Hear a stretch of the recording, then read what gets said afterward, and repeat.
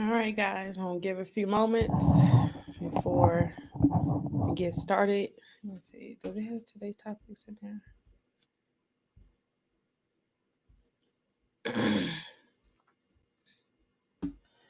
Yeah, my morning coffee. Good morning.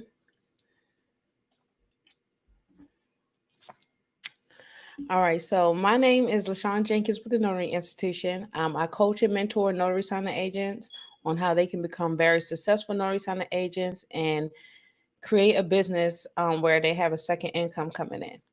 So today's topic, we're actually going to go over just 4 mistakes that most notary signing agents make, rather when they're first starting out or currently, um, for people who are already notary signing agents, just common mistakes that people make. So the first thing is not studying your notary state laws or even purchasing a handbook. And I say that is very important for you to study your own state laws because every state is different. Sometimes it is easy to get into looking at what other people are doing in your local area. And sometimes, to be honest, sometimes some people, they're not doing the right thing. Some people are not following the laws. They're not making sure that they're following the laws accordingly to their state. So with everything that you do, you always want to research your state laws. There's different ways to go about getting your state laws. Normally, the Secretary of State of your state will provide some type of state law handbook that you could either, some states, you could purchase it, or some states you can actually download it straight from the Secretary of State website. I know in the state of Texas, you could actually download that book straight from the Secretary of State website. It's a PDF format. Also, I encourage all my notary sign agents to take your state approved training course. Normally, let me see if I can see your comments. Sorry, guys. Hello, patient. So, normally, when you do take a state approved course, they cover the laws for your state. So, I always highly recommend everyone to take a state course. Normally, the Secretary of State will actually provide you with a list of providers who are approved for your state. With those state courses, they're going to cover the laws. They're going to cover the foundation of your business, for things you can and cannot do. And when you really get into this business, you will realize that people will make requests, illegal requests that you can't even necessarily do. I know one time I had a situation where I went, it was like a school, but they wanted me to notarize their transcripts. And here in the state of Texas, you cannot notarize any type of document that officially comes from some type of governing body. um, Transcripts are one of them. I went there, at first, originally when I went there, I wasn't told I was going to be notarizing their actual transcripts. I was told that I was going to be notarizing just different documents that the students had. So I went, and when I realized what it was, I told them, I wasn't able to do it. It was a little big situation. Well, it wasn't a big situation on my end, but I ran into problems. I was going back and forth with like 3 different people at the school, and they was like, "Well, the bank does it for me," and I said, "The bank doesn't. Not all the banks notaries follow the law. They don't follow it. I do." And I pulled up my handbook and I showed them that I could not do it. So that way they couldn't go back and report me for any type of refuse. I refused to notarize when that wasn't the case. I just couldn't do it. It was a legal act. So with that being said, always know your foundation of your state laws and always take some type of training for your state laws so that you always be on the right track. Good morning. Happy Friday. Lanice, I think that's what that say. Lanice, Dawn, good morning. Yes, happy Friday. It is. I just wanted to get this video out the way for y'all. So the second thing is not separating your personal business from your notary business. I see a lot of people, what they do is, there's different aspects on everything. I believe you should separate everything as much as possible.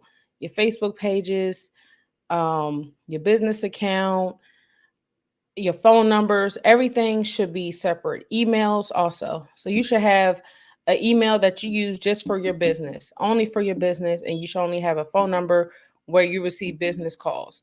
When you mix the two, one, it makes you a little bit unprofessional. It causes confusion, um, especially with the bank account. The bank account is the biggest thing that you should separate. Always keep a separate bank account from your personal income. It's going to help you out in the long run. um, especially when you filing your taxes. You're able to keep track of your money. You're able to see where your money is going towards the business, and you don't have to worry about trying to separate. If you had it going to your personal account, trying to figure out which is which and why this purchase was this. Yes, always separate. Always separate your stuff. Email separate. Always have a business email. Always have a business phone number. Some people go out and get new phones. Me personally, it's 2020. We really don't have to do that anymore. You can go to new phones, it just depending on what you want, but it's 2020 and we have a lot of different software now to where so you don't necessarily even have to go out and go get a PO box. They have online PO boxes now. So with that being said, just make sure you try to keep everything separate as possible. The next thing is another thing is social media. I'm really big on keeping your personal page personal and your notary page based on your notary stuff. And I say that because to be honest, when you have your notary business running it through your personal page, you are really limiting yourself on the clientele. When you have a personal page, that means you have to have friends on there who are interested in having notary services and stuff like that. But when you have that business page, people will be able to find you. Outsiders will be able to find your business through your business page. No one's going to find you through your personal page unless you post it in a Facebook group. But even then, if someone would just type it in, we have somebody here in North Carolina. So someone typed notary in North Carolina, your personal page will not come up. If more than anything, your business page will come up, but not that personal page. So always make sure with your social media, if you're advertising your business, keep it separate. Go ahead and make yourself a Facebook business page.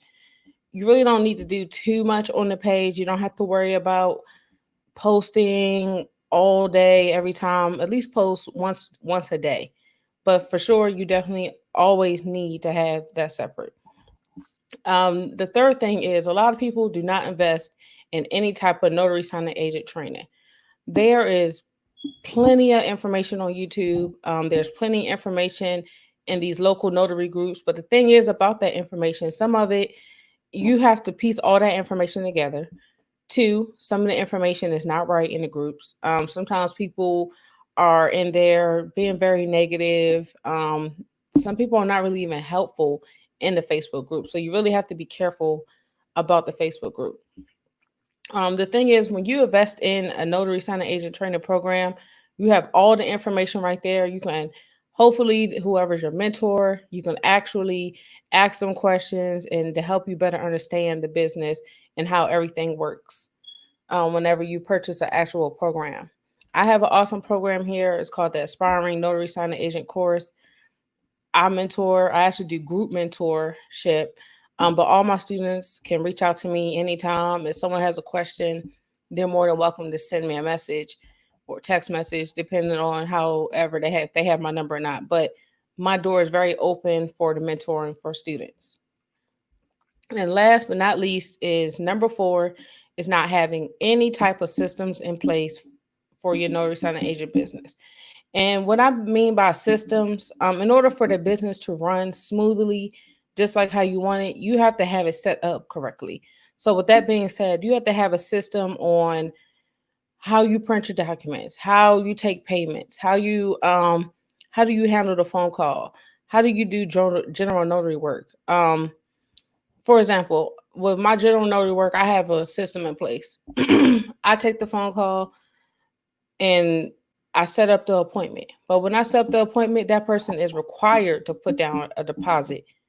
And I do that because so that way no one wastes my time. Because with general notary work, a lot of times people will cancel or they'll end up looking in the phone book calling a different notary. When I require that deposit, they're not going to waste my time. So that is a system I have in place. When I arrive there, I have a way for them. I have a way to take cash, card. I do not take checks. I have taken checks, but only taking a check because it was a senior citizen. And some senior citizens, to be honest with you, they're very old school. They are still writing checks. So, I took a check twice. They was very, senior citizens. That's all she had. And then she was like, "Oh, I'll write this check." So, I took the check, but most time I don't take checks. But I have a system in place to where as though if I wanted to take checks, I can. If I wanted to take a card, I can. If I wanted to take cash, I can. And I also give a receipt to every client as soon as their appointment's over. After appointment's over, I leave. I always have a link to send to them so that they can leave a review on my Google page. And that's how you build your Google reviews up. The reviews are very important. A lot of my students are aware of how big I am on reviews, but reviews are very important. But that is a system I have in place. So that way, I know that the reviews build my business. One, I know I have a system in place to secure the appointment. And two, I have a way to take payments. Some people jump into this business, they don't set nothing up. So when they do go out on their first notary appointment, they don't have no way that they're going to take the customer payment. They don't have no way to send a receipt, and they don't have anything set up, and it makes it difficult, and then you just get discouraged when you don't have certain things set up, and then you don't want to do it anymore. That is actually all of the mistakes that I have for today that most notary signing agents make. If you have any questions, I can answer some questions for a little bit. Good morning. You can type them in the chat box. I see we have a few people on. But if there's no questions, guys, you can always send me a message, and I'll be more than welcome to reply as soon as possible. Oh, I do have a question. Okay, so I have a question from Dawn Allen. Is it good to practice to verify what documents need to be verified when a client calls you?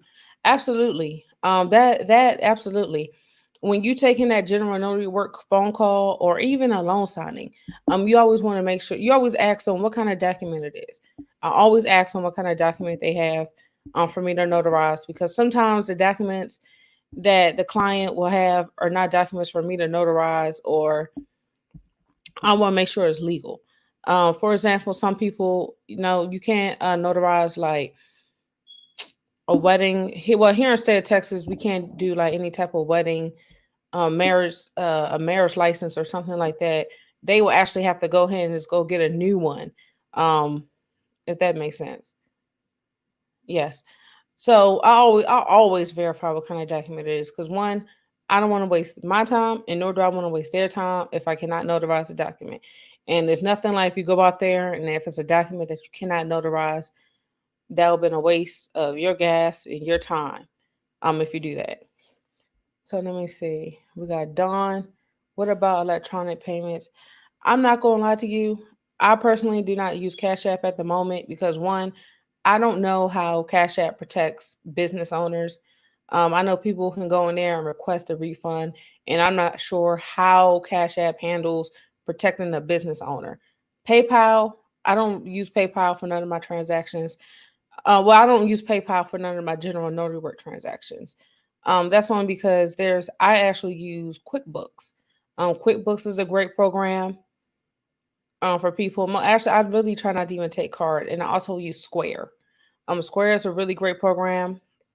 I try not to use too many programs all at once like that, because I want to manage my money and I want to see exactly where it's coming in at, and I don't want money to be here, there, So I want to manage it all in one place as much as possible. So I really don't give the client too many options, because when you give them too many options, sometimes they don't know which one to pick. So I just limited it to a certain amount, and that's it. Okay. How many signings? Not a lot, to be honest with you. I've been really busy with just running this program and mentoring students. I don't really have time to go out there and get any type of signings done. I actually just been passing them on to my network, just people in my area who are working hard, busy. I've been passing it on to them. And I want everybody to eat. So that's why I normally just pass a lot of work to people. Do you have a mentor program? Yes, I do. I actually provide group mentorship. But with the group mentorship, it's still kind of, you can still reach out to me if you need some help. But I feel like people learn well in groups. It's easier to mentor everybody and stuff like that. Let me see. Yes, Dawn. Square is pretty good. Also, if you have a business bank account, some business bank accounts actually provide you with a POS system. A POS system, basically something like Square, also known as a point of sale system. But yeah, I use QuickBooks, but the bank sometimes provide that, and normally you save on fees with that. With Square, there is fees, so most of my general notary work, I do take cash. I will take a card if it's an emergency, or some if I feel like that person really that's all that that's all they have, or they're paying with a credit card or something. I'm more than welcome to take the card, but for the most part, I always position that I take cash. I want people to know I'm not the one to be playing with. You're not going to run off on me and or go back on a transaction trying to get it for free, because people have done that or tried to do it. QuickBooks and Square. Yes, QuickBooks. I prefer QuickBooks, to be honest with you. I'm only using Square because I can take the card payments through there. But I believe QuickBooks have it set up to where so you can actually take card from there too. Just you have to go through the approval process, if I'm not mistaken. But that's all I have. Good morning. Let me see. Do we have any more questions, guys? Just ask them, ask away. Okay. Let's see. Peppermint tea. Okay, so I guess that's all the questions we have. So I'm gonna go ahead and log off, guys. Thank you. Make sure I'm putting my website. Make sure you check out the training programs that we have here at the Knowing Institution. Also in the comments, you could put down some video content ideas. Yes, if you have any type of content topics that you want to talk about, just put them in the comments, and I'll try to cover the topic. If it's a good, so if it's a good topic to cover, I will cover that topic. Michelle Bell. Hold on. We're gonna answer her question. Oh, wrong one. Good morning. So where does one begin to become a notary? What state are you in? I won't give you the easiest route. But you don't I'm not sure, I know not everyone is computer savvy, and sometimes people just need that extra, just give it to them. So I want to send you the link to become a notary. It's a very simple process, very easy. Okay, there we go. So also, but you know what, Michelle, you can actually check out my video that I did. I want to say I did last week or Tuesday. My video I did Tuesday, I went over how can you become a notary. I actually screen shared and showed you exactly where to go if you want to become a notary and a notary signing agent. I showed you exactly where to go and how to navigate through the website in order to become a notary. But I will post it here in the comments. Hmm.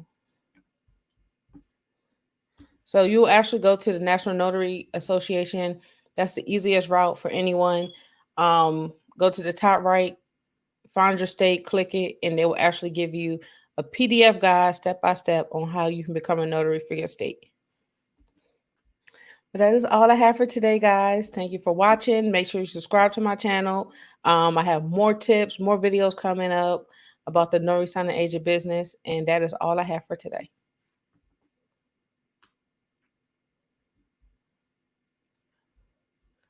Oh, hold on. I was about to go, but hold on. Can you do a video on how to take control of the signing?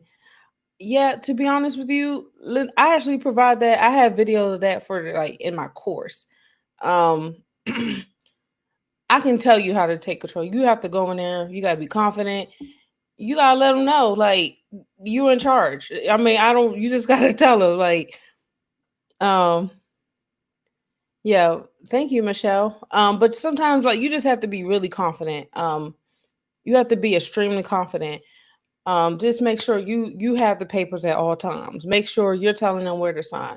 Don't let them take the papers from you and they're looking for it, and don't no.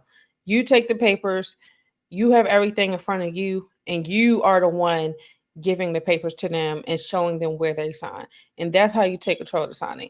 Um just definitely be confident, but don't give the papers to them. If you was to give the borrowers a stack of loan papers and be like, hey, sign here. Oh, these need to be signed. They're going to take their time. They're just going to read. They're going to read everything. They're going to do a lot of stuff that don't need to be done, basically taking up the time. But Lanice, I do provide like a video that I showed all my students exactly how the loan signing go. Because when I first started, I really didn't understand it. I just was, I don't know, I didn't even get it. But I created a video that I feel like that will help other people. I had someone shout on me one time, and she picked up on some things that I've did. So I just made a little video so that way everyone can see exactly how a loan signing should go, and basically how do you take charge of that signing. Because I can easily just tell you what to do, but sometimes you have to visually see it for yourself. And that is all I have. Thank you, Michelle. Oh yeah, thanks, Patience. Patience is one of my students. Yeah, thank you, Patience. I know I haven't heard from you in a while, but thank you guys. I'm gonna go ahead and log off now. You can always send questions to the Facebook or the email at the notaryinstitution@gmail.com.